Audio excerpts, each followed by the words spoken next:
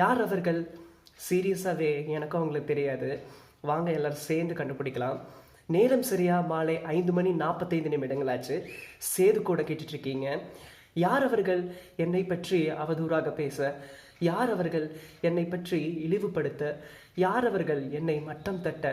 யார் அவர்கள் என்னை குறை கூற அப்படின்னு சொல்லிட்டு யார் அவர்கள் சொல்லி நிறைய கேட்டுகிட்டே இருக்கலாம்.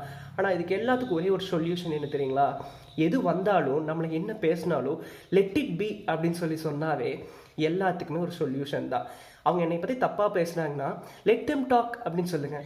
அவங்க ஏதாச்சும் தப்பாக பண்ணுறாங்கன்னா லெட் தெம் டூ அப்படின்னு சொல்லுங்கள். யாருக்கு என்ன நஷ்டம் ஆக போகுது? கரெக்டுங்களா?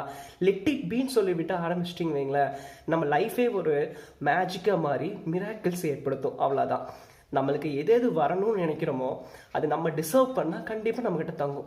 அப்படி இல்லாட்டி நம்மளை விட்டு போயிடும். ஏன்னா நம்ம அதை விட நம்மளுக்கு ஒரு பெட்டரான திங்ஸ் நம்மக்கிட்ட வருதுன்னு நினைக்கலாம். இது பர்சனாக இருக்கலாம், இல்லை திங்ஸாக இருக்கலாம், எது வேணால் இருக்கலாம். லெட் இட் பி அப்படின்னு சொல்லி எப்பப்பெல்லாம் ஆரம்பிக்கிறோமோ எல்லாத்துக்குமே ஒரு சொல்யூஷன் இருக்குது. கண்டிப்பாக இது யோசிச்சு பாருங்கள். யார் என்ன பேசுனா நமக்கு என்ன?